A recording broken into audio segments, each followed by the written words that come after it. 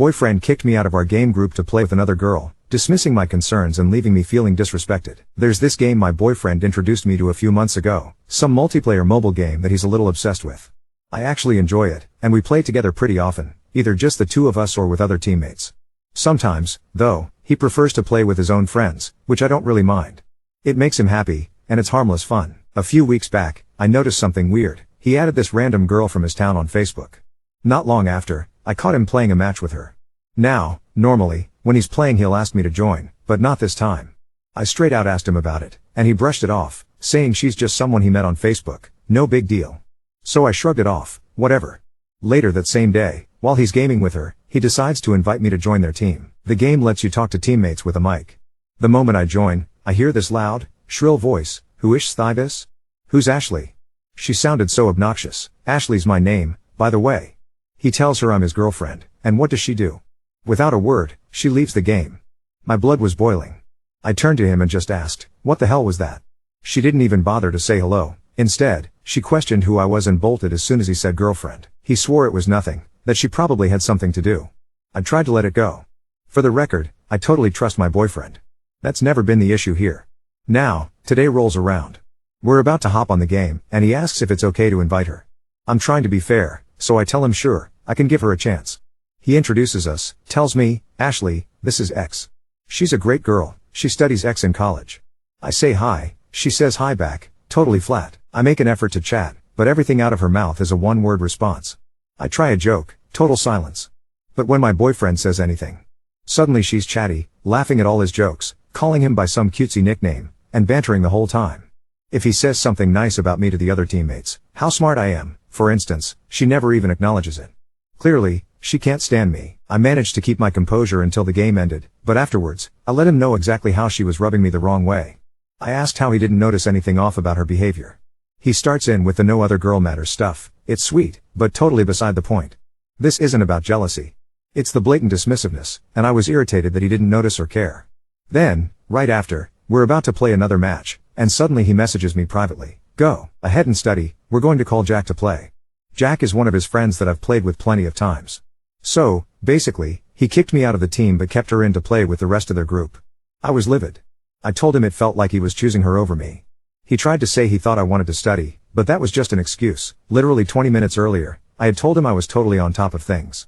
It felt like a cop-out. He told me I was overreacting, and maybe I was, but I was still furious. He's still playing with her as I'm sitting here, stewing. I don't know what to do. I want to just let it go, but I feel so damn disrespected by that girl, and honestly, it's like he just doesn't care about how I feel. Our relationship is great in almost every other way. I'll admit I've been a bit jealous lately, and he gets annoyed by that, but I can't help it. Should I try and talk to him about it again, or should I just let it go? Am I completely out of line for still being mad? I just want to know how I should handle this, because right now, I feel anything but okay. Update 1. After all the tension, I know I sounded dead set on breaking up with him before, but let me explain what really happened.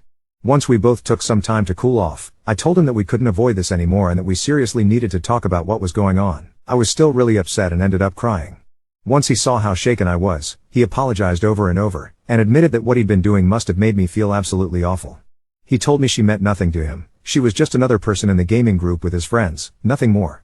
When he kicked me out of the game, he claimed he truly thought I was busy and had work to do. I made it clear that it wasn't his decision to make. If I needed to leave, I could say so myself. He nodded, understood, and apologized again. I told him how her playing with him and his friends so often made me feel like a second choice. That stung the most. He accepted full responsibility for making me feel excluded and admitted he really hadn't stopped to consider how much it was hurting me. I even put the shoe on the other foot. I asked him how he would feel if I picked some random guy to play with, kicked him out of the game for this guy, played with him for hours every day, and basically ignored my boyfriend for him. He admitted he would go nuts just like I did. That's when he really, finally understood my perspective.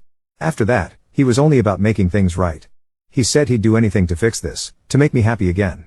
He promised that if I wanted him to, he'd quit playing with her completely and end their friendship. Nothing was more important than me, no game, no girl. I didn't ask him to stop playing with her, though. Instead, I told him I wanted to feel more included, to be the one he wanted to game with first, not pushed aside for some random girl. He fully agreed. Now, he calls me to game with his friends all the time, and we play just the two of us way more often. He hasn't played with her nearly as much, though I don't even mind that anymore since we finally aired everything out. According to him, she's really just a casual friend, and he goes out of his way to mention me during games. I also told him how much her disrespectful attitude bugged me, but he insists she's just shy with people she doesn't know, and anyway, barely talks during games. He said she has no one else to game with, so she just tags along. Then he looked at me and said, "Babe, aren't you beautiful? Aren't you smart? Aren't you successful and sexy? You're all of those things, so some random girl online shouldn't have you doubting yourself." I told him this wasn't about doubting myself, it was about feeling disrespected and seeing how obvious it was that she liked him. He reassured me that no matter how she felt, I'm the only queen in his life and he's not looking anywhere else. He apologized again for telling me to leave if I didn't like it. He was frustrated and it just flew out because I kept bringing it up and he got annoyed. Honestly, I feel so much better now. I do want to make other friends to play games with too, just so I'm not totally dependent on him, but after that talk, I really feel like things are okay again. Update 2. I'm not sure how many people remember my story, but it really blew up around April when everything first happened. For anyone who doesn't know, here's a quick rundown. I was with my boyfriend for 5 years, and one night, out of the blue, he kicked me out of an online game so he could play with another girl. The one single time we actually played together with her, she was all over him, calling him pet names, ignoring my existence, just generally rude and possessive. It was like I wasn't even there. My gut screamed that something was off, but every time I brought it up, he would smooth talk me, convince me I was just being insecure, that it was all in my head. Despite my suspicions, I convinced myself to trust him. I ended up leaving him that night, but like a bad habit, we got back together not long after. That was in April. But the doubts didn't go away. Instead, they grew. I noticed strange comments she'd leave on his social media, weird behavior from him that didn't add up. If I asked about their texts, he'd swear he didn't talk to her at all, told me he hadn't spoken to her in months, even claimed he forgot what she looked like. But deep down, I knew those were lies. I'd catch him on the phone late at night, and when I'd ask who he was talking to, he'd say it was just his male friend. He always had a quick answer, always a new excuse. Any time I'd bring her up, he'd throw it back at me, paint me as the jealous, overthinking girlfriend. He'd say, "There's nothing going on, I would never cheat on you, I deserve all your trust." And for a while, crazy as it sounds, I let myself believe him. In fact, I even told myself, and everyone else, that I knew he'd never cheat, just because I trusted him so much. But my gut kept screaming that something was wrong. I couldn't shake it, no matter how much he tried to gaslight me into believing I was losing my mind. Then, yesterday, out of nowhere, the truth found me. The girl herself reached out, called me and laid it all out, proof and evidence in hand. She gave me screenshots, photos, and it was all there, undeniable. They'd been in a full-on relationship this entire time. He told her he barely spoke to me, just once a month. Every time he'd offer to delete her off social media just to prove a point to me, he'd immediately text her, apologizing for doing it and swearing he really had to. She even showed me those texts. Every time I'd confronted him, he would look me dead in the eyes and lie. Seeing the hard evidence made the world crash down around me. My reality split apart. To make it even worse, she laughed on the phone, clearly overjoyed at her role as a homewrecker, like ruining someone's life was an accomplishment. That phone call haunts me. When I confronted him with the evidence, he collapsed. I've never seen him so broken, just sobbing, completely falling apart, telling me he'd die if he lost me. Things took a horrifying turn. He tried to end his life while on the phone with me. I had to scramble to get help, to call emergency services and make sure he got medical attention. He kept saying he couldn't imagine life without me in it. But all I could think was, he should have thought about that before he lied, gaslit, and cheated. I am shattered. My worst nightmare, playing out in front of my eyes.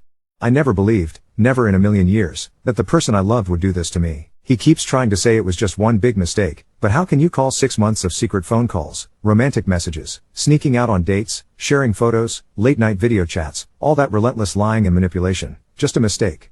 For 6 months he gaslit me, made me feel insane for catching on, all while carrying on this double life. I can't believe this is my reality. Update 3. I slept maybe 2 hours and 48. After I called for help, he was taken in and put under observation. The hospital called me because I was listed as his emergency contact, and I called his mom because I couldn't sit on that alone. Hearing her voice break felt surreal, the kind of sound you can't unhear. She asked me to meet her at his place to grab my things and said she'd handle the rest. Walking into his apartment felt like walking into a room where a party had just ended. Confetti in the air, music cut, everyone gone, the mess still there. I took my hoodie off his chair and my charger off the floor, and then I opened the bottom drawer where I usually keep my textbooks and found a ring box where my planner should have been. I stared at it for a long time like it might hiss and bite. It wasn't expensive, simple, silver, my size. There was a folded receipt underneath with a date circled for next month and a half-baked note on a post-it that said ramen, bridge, ask. I had to sit down. His mom saw my face, saw the box, and just put her hand on the counter and leaned like someone unplugged her. Then she said the kind of thing you only say when you're so tired your bones feel hollow. Sweetheart, he loves loud and lies quiet. I don't think I'll ever forget that. I wish the ring was the worst part. In his jacket pocket, the one I got him for Christmas, there were movie stubs for nights he told me he was closing late and a hotel key sleeve from a place off the highway where we used to grab milkshakes after long drives. There was a hair tie that wasn't mine and a receipt for a pink controller. All of it felt like someone took our relationship into Photoshop and used the clone tool on another layer. His friend Jack texted me while I was still there. He said he was sorry, that he'd covered for him more than once, that he felt sick about it now. He admitted that we're calling Jack that night wasn't meant for me at all. He was the alibi, not the invite. Then he asked if I had noticed any weird Apple charges. I opened my email and scrolled and there they were. Tiny purchases with stupid names for glitter skins and battle passes that weren't mine at times of night I wasn't awake.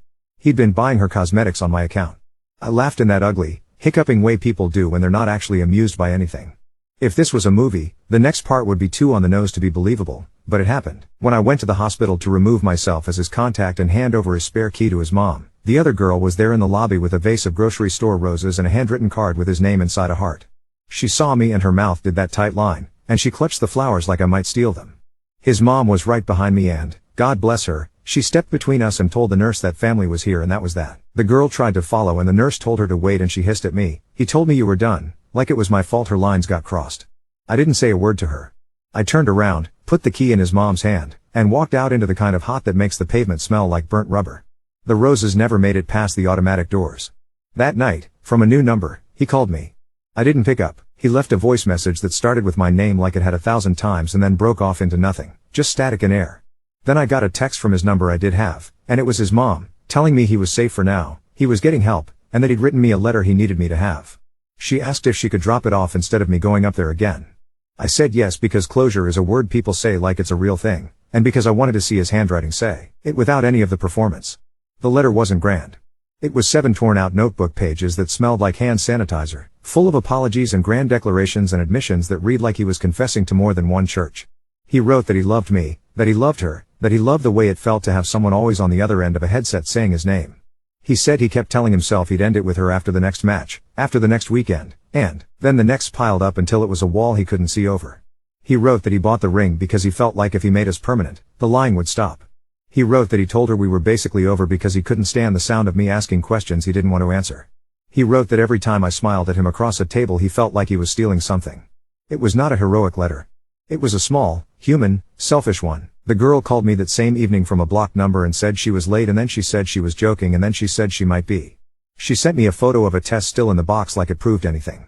She said he promised he'd move in with her at the end of summer, that he'd told her my favorite ramen place was their spot now, that he'd given her one of his hoodies and asked for mine back so he could start fresh. She flipped back and forth between sobbing and bragging like a light switch, and when I didn't feed either, she got bored and hung up. 10 minutes later she sent me screenshots of furniture he'd picked with her, a gray couch that looked almost exactly like the one I'd pointed out to him at IKEA. I closed the chat and blocked the number and threw my phone onto the couch I still have. This morning I went to my clinic and had the kind of blood work you get when your life blows up in a particular way. The nurse talked to me like I was a person, not a walking cautionary tale, and I cried for the first time in front of someone who wasn't trying to sell me anything. I came home and took the game off my phone. That tiny square icon had felt like a portal to something that used to be just fun and turned out to be a tunnel with exits I didn't know about. My account will sit there frozen, and if anyone wants my inventory, it can rot along with the little pink skins he bought with my card. Jack showed up at my place with a grocery bag and a face that looked 10 years older than last week. He put Tupperware on my counter and asked if I wanted him to send me the messages he had where my ex asked him to lie. I said yes because I want my brain to stop filling in the blanks with cartoons and just live with the dull facts. He scrolled and handed me his phone and there it was. Timestamps, cover me, tell her we're queuing, say I'm with you. It's funny how seeing the way someone writes okay can make you feel like you're seeing a stranger for the first time. I don't know what comes next for him. He's where he needs to be, and I'm not his soft place to land anymore. I emailed the hospital and took my name off everything and sent one last message to his mom that said, plainly, I can't be involved in his recovery and I hope he takes the help. I Venmo requested him for the charges he ran up under my name and he paid it in pieces over the afternoon. $9.99 here, $4.99 there, tiny dumb apologies that dinged my phone with the same little sound the game used when you collect a reward. The universe has a sense of humor I don't care for. I'm not going to pretend I'm fine. I'm not. But there's a strange, clear air in here now. Like when a storm finally stops and you can hear the drip drip drip off the eaves. I can sit on my old, not gray couch and feel the space where a proposal would have been and the space where a lie used to live and know I'm not waiting for his screen to light up anymore. I'm going to sleep. I'm going to eat my leftovers out of the Tupperware Jack brought and sign up for a ceramics class because I walked past a studio yesterday and thought, I want to make something that exists without anyone else's username attached to it. And tomorrow, if my phone rings from a number I don't know, I won't answer. I don't owe the ghost of our 5 years any more of my voice. Update 4. The ceramics studio smelled like wet earth and lemon cleaner, and the wheel made that low animal sound you can feel in your ribs. The instructor pressed his thumb into the center of a lump and said, you can't force it to be in the middle. You have to find it and keep it there. My hands were shaking more than I wanted, but the clay didn't care what my week was. It just asked me to pay attention and push evenly. When the bell over the door clinked and someone laughed in the street outside, I realized I hadn't checked my phone in 2 hours and nothing terrible had happened because of it. I made a bowl with a lip that wobbled, then another that didn't, and I let the soft whir of the wheel replace the sound of his name in my head. When I got back to my car there was a paper bag on the passenger seat I didn't put there. For a second I thought I'd left it unlocked and all the badness had learned how to drive. The top was folded twice and my name was on the outside in the kind of careful handwriting moms learn when they're writing on field trip envelopes.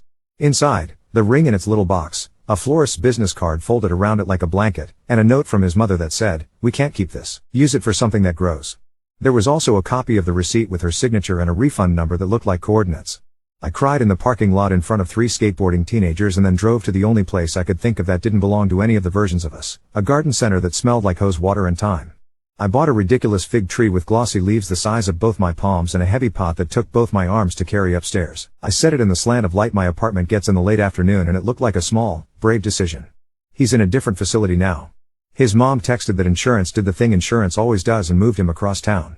She added that he asks about me in circles, a dog chasing the same tail until he's dizzy, and that he's being told no. She said, thank you for stepping out, not like a goodbye but like gratitude for not being the net he keeps looking for. She asked if she could bring me his game console because every piece of it feels like a burner in a house where the stove was left on.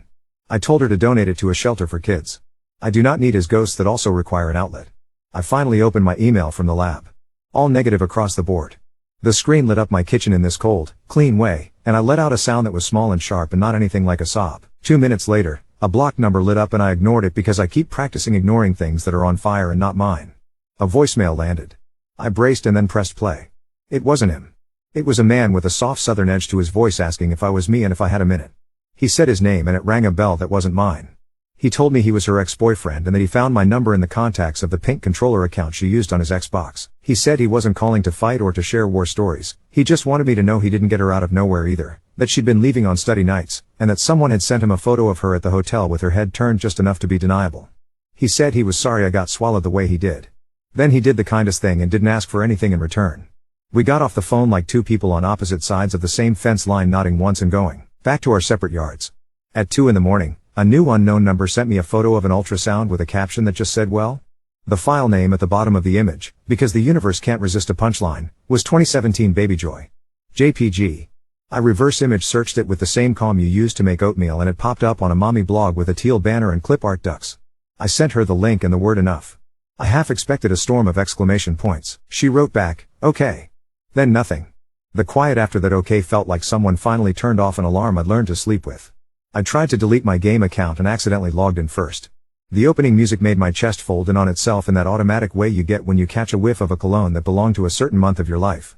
I went straight to settings and stripped my card from it like pulling a thorn. The guild chat was a chain of messages I didn't read but my eyes caught pieces the way you do when you're trying not to. Jack's name, my handle, someone saying she dipped, someone else saying we good? There was a friend request from a name I didn't recognize and I declined it with the same thumb that had once sent him hearts between rounds. Deleting the account didn't feel like a dramatic movie goodbye. It felt like closing a cupboard door that should have been closed weeks ago. The app wobbled on the screen and vanished and all that was left was my fig tree and a thin ring of damp on my coffee table from a glass I forgot I'd set down. Jack knocked in the late afternoon carrying a toolbox like he was there to fix something you can actually fix. He asked if he could swap the lock on my door for a fresh one, and I let him because sometimes giving a person something useful to do is a mercy. He worked with the gentle clank of metal things doing what metal things do, and when he was done, he handed me the new keys and didn't try to hug me. He said he went to see him and told him he was done being an alibi. He said he quit the guild and deleted the chat and then he handed me a Ziploc with a hotel keycard in it like he didn't want to touch it either. We stood on my welcome mat and held a plastic rectangle like it was radioactive. I took it and dropped it into the kitchen trash without ceremony and we both watched it get swallowed by a pizza box. I walked past the ramen place with the fogged windows and the crack in the tile by the counter and I thought about going in the way you think about cutting your hair at 2 a.m, for the feeling of it, not the outcome. I kept walking. The bridge was 2 more blocks, the one he'd circled in pencil on the receipt like a kid drawing a treasure map for his own party. It was the color of damp pennies under the late light. I put my hands on the railing and felt the metal hold. I didn't throw anything in. I didn't need the river to forgive me on behalf of someone else. I read the little plaque on the side about some man who fell in 1932 and lived to 95 and laughed when I didn't expect to because survival is such an ordinary, miraculous verb. His mom dropped off a small cardboard box from his apartment that the 2 of us had missed in our hurry. Inside was the post-it with ramen, bridge, ask in his blocky letters, 2 movie stubs I already knew about, and a Polaroid of his cat asleep on his chest that made something in me loosen because at least one small creature in that house got unfettered affection without a lie tied to it. On top, she'd tucked in a recipe card in that same careful handwriting. The broth for the ramen we liked, with little parentheses like whispers. Don't skip the ginger, let it simmer while you do something else. The last line said, you are doing something else now. I taped it to the inside of my cabinet. I keep catching myself rearranging things that don't need rearranging. The fig has already decided which way it wants to lean and I turn it half an inch every morning like I'm helping it learn how to face different kinds of light. I don't feel brave. I feel like I'm learning where the center is by failing to find it and then trying again, hands down, chest open, the wheel humming, the bowl taking shape even when I don't believe it will. I fell asleep with my phone on Do Not Disturb and woke up without that instant scramble to check for fires. The silence is different now. It's not a cliff. It's a room with a window I can open by myself. Update 5.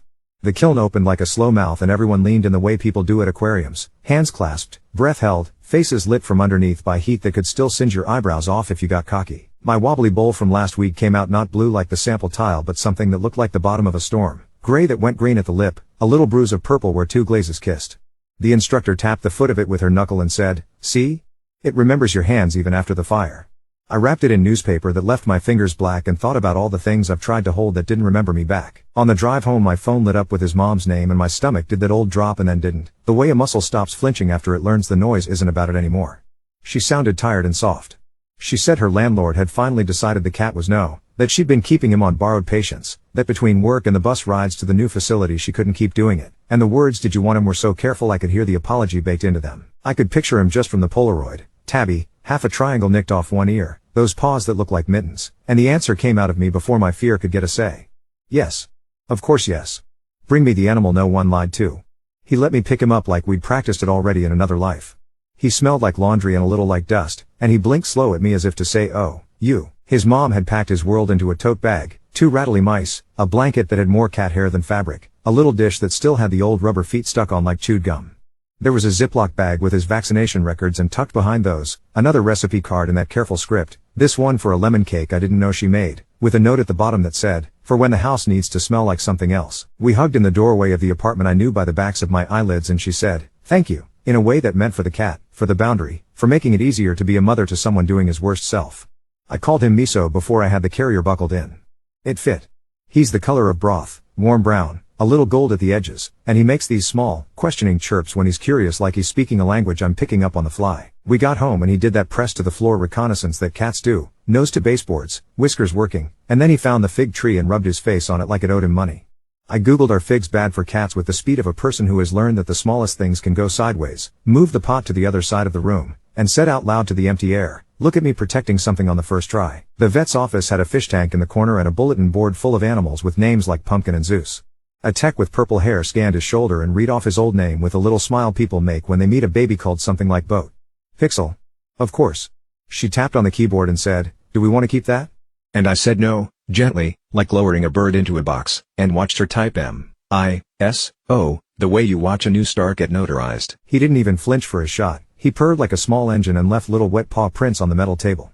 On the way out we passed a couple arguing softly about an ultrasound photo in a vinyl folder and my brain, that traitor, threw me a slide of teal banner and clip art ducks before I could shut the projector off. I put my hand on Miso's carrier and said, we're going home, and meant it in that big way that includes walls and also bones. In the pharmacy next door, I ran into her. The universe has timing like a bad comic with a good crowd. She was in a sweatshirt I recognized from his laundry room, hair shoved into a bun so tight it made her eyebrows look like commas. She saw the carrier, saw me, and that tight line her mouth does drew itself like it was on a string. For a second I thought she'd say something sharp, pointy, try to cut a piece off me she could keep. She didn't. She looked smaller than the version of her I'd built to survive her. She said, I'm sorry, so quiet I could have pretended I misheard, and I nodded because I didn't have any words that wouldn't start a fire in a place full of rubbing alcohol. She looked at Miso like he was a photograph of a vacation she didn't get to take and then at my face and then at the ground. He told me.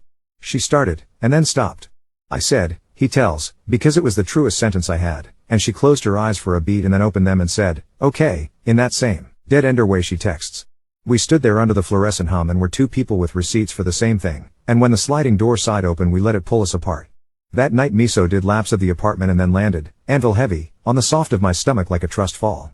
He kneaded my sweatshirt until the fabric pilled and then tucked himself under my arm with his head in the crook of my elbow and made a noise like rain on a car roof. I put the storm bowl on the counter and filled it with lemons, not because the bowl was for lemons but because the yellow made the weird glaze look like it had meant to do that all along, and the house smelled like zest and canned cat food and clay dust in this very minute.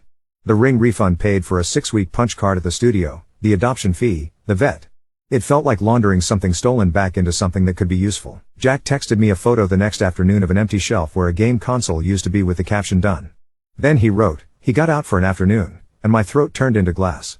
Apparently there's a thing they do where you get a supervised few hours, and he used his to stand on the sidewalk across from my building and stare up like a kid who forgot his line. The doorman I don't actually have, just a retired mailman named Gary in a folding chair who drinks thermoses of coffee on the corner, told him, keep walking, son, with the same voice he uses on people who leave their dog bags on the curb, and he did. I found out because Gary put a note under my door that said a boy who looks like bad weather came by. I told him the forecast was clear, and then drew a son with sunglasses because he's 70 and excellent. I taped that to the fridge next to the recipe cards because apparently my new religion is paper that says something ordinary and kind in handwriting. I went to the studio and trimmed the foot of a cup that wanted to be a cup and not a vase, and the instructor walked by and said, let the clay tell you what it wants, like that isn't also a life hack with a very messy legend. I got splattered with slip up to my wrists and didn't mind being damp and dirty and making something that might crack anyway.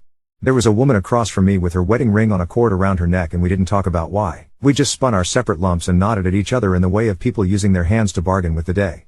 When I came home, there was a padded envelope propped against my door.